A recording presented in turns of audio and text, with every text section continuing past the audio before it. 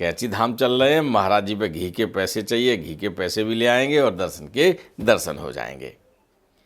रवि कुमार जी कहते भैया चिंता मत करो, हम इलाहाबाद गए और बैंक ड्राफ्ट आपके खाते में आपको भेज देंगे, आप चिंता मत करो, बिल्कुल चिंता मत करो। लेकिन भाई देखो गर्मी की सीज़न है और इस गर्मी की सीज़न में हम यहाँ पर ये संसाधन उपलब्ध करा देंगे तो आने जाने वालों को सबको सही लगेगा। रवि कुमार से जो बातचीत हुई है उसके आधार पर वो सामान खरीदते हैं और कैंची आश्रम भिजवा देते हैं।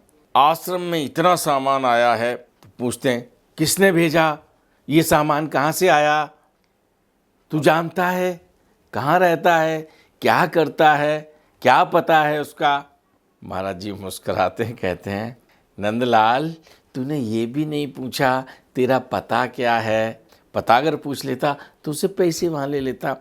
चिंता मत कर, तूने जितना सामान उसने कहने पे भिजवाया है यहाँ पर वो पैसा तेरे को मिलेगा। और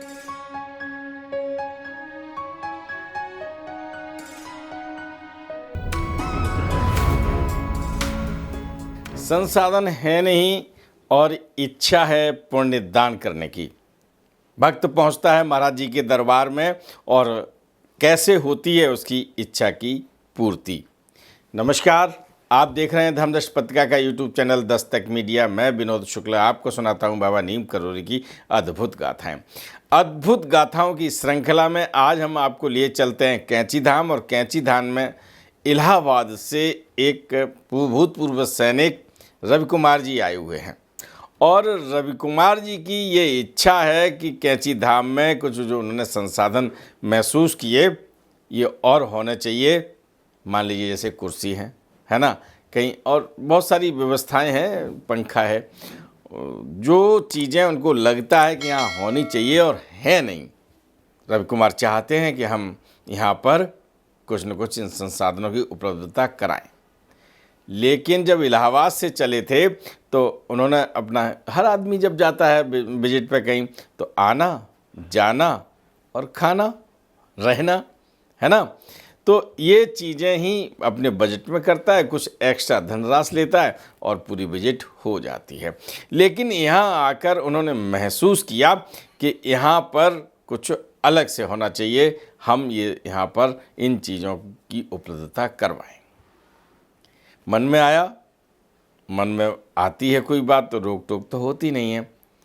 और उसके लिए अब क्या करें, अब हम इलाहाबाद जाएं, इलाहाबाद से, अब पहले जैसा ज़माना नहीं था। आज जो ज़माना है उन्हें फ़ोन कर दिया, फ़ोन पे कर दिया, है ना, गूगल से भेज दिया। ये जो आधुनिकतम भुगतान के तरीके हैं उस समय नहीं होते थे। उस समय बात भी अगर आपको कहीं करनी है तो टेलीग्राम करना पड़ता था, 1 लाइन का 2 लाइन का संदेश भेजना पड़ता था, वो भी डाक विभाग से। आप बड़े मायूस हो रहे हैं और जब कोई मायूस होता है तो ऊपर वाला उसे प्रेरणा देता है। रवि कुमार जी को पता था कि यहाँ हल्द्वानी के एक घी के व्यापारी हैं नंदलाल। नंदलाल का अच्छा खासा आना जाना है। देसी घी में जो भोजन प्रसाद बनता है वो सब कुछ उन्हीं के यहाँ से वो घी आता है। मैंने उनके बारे में कई कथाएं आपको सुनाई हैं।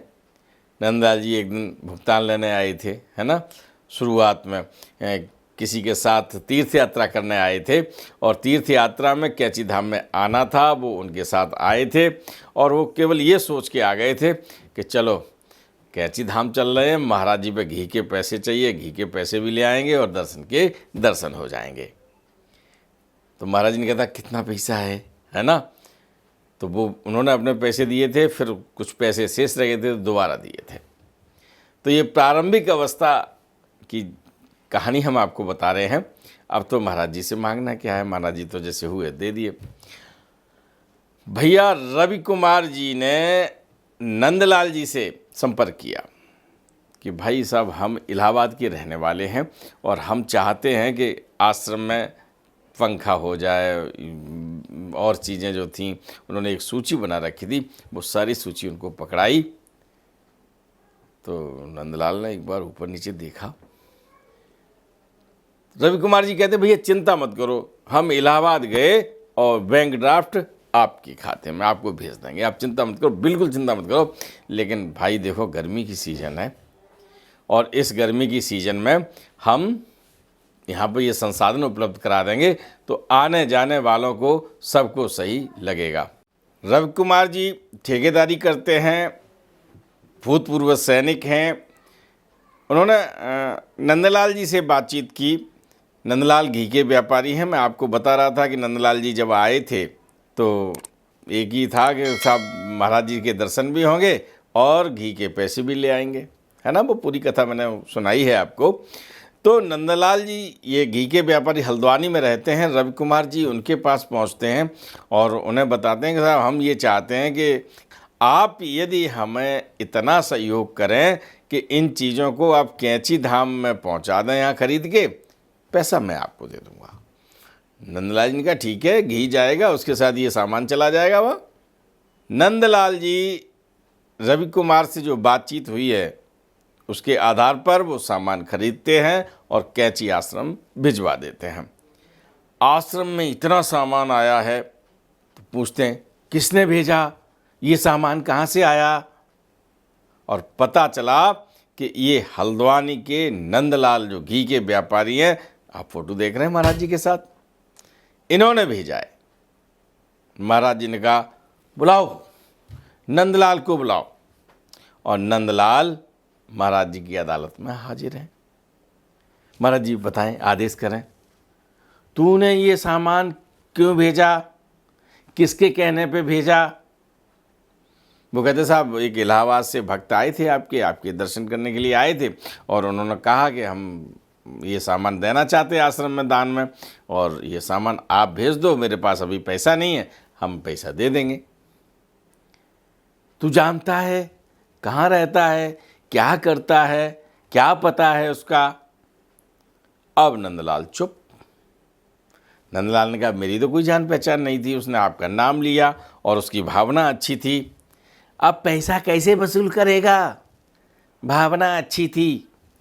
महाराज जी हड़काते हैं एक तरह से। नंदलाल हाथ जोड़ के खड़े हो जाते हैं, अरे बाबा जी क्या बात कर रहे हो आप, पैसा दे देगा तो ठीक है, नहीं दे देगा तो ठीक है, हमको क्या हानि है, हमको कोई हानि नहीं है। भाई सामान यहाँ आया आश्रम में, किसी के घर तो नहीं गया, हमको बहुत ठीक है, आ जाएगा पैसा तो ठीक है और नहीं आ जाएगा तो ठीक है।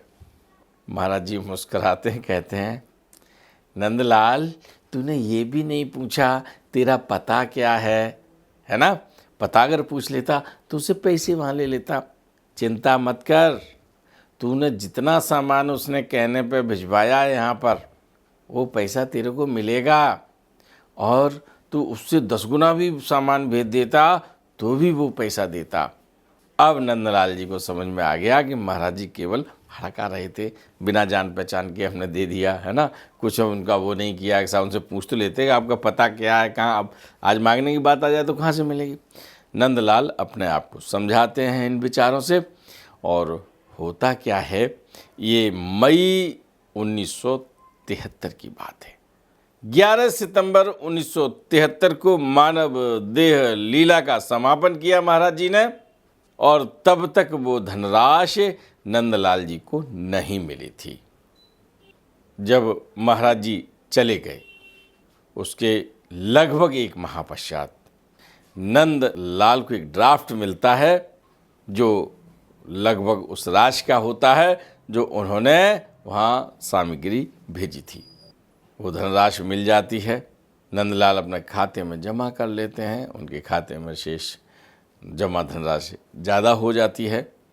अब वो बार बार सोचते हैं कि महाराज जी ने केवल परीक्षा ले ली हमारी कि भाई कहीं ऐसा तो नहीं कि नंदलाल सामान नहीं भेजेगा, भेजा है तो अब पैसा नहीं वसूल हुआ तो क्या होगा। बहरहाल महाराज जी ने नंदलाल को धनराशि भी दिलवा दी, उस भक्त की भी व्यवस्था हो गई रवि कुमार जी की, जो यहाँ संसाधन तो नहीं थे लेकिन करना चाहते थे। और देखिए समय बड़ा बलवान होता है। अगर रवि कुमार ये सोच लेते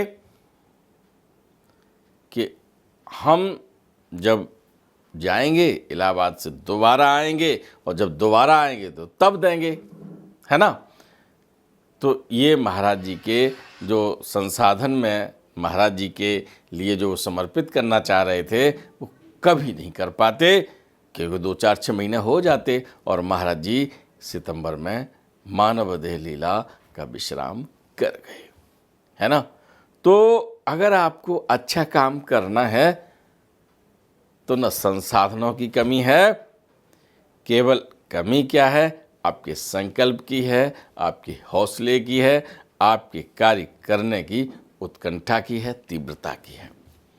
उसने सोचा नहीं अभी होना चाहिए, और अभी होना चाहिए। जब उसने ये संकल्प कर लिया तो नंदलाल को खोजा और नंदलाल ने वो सामान वहाँ भिजवा दिया।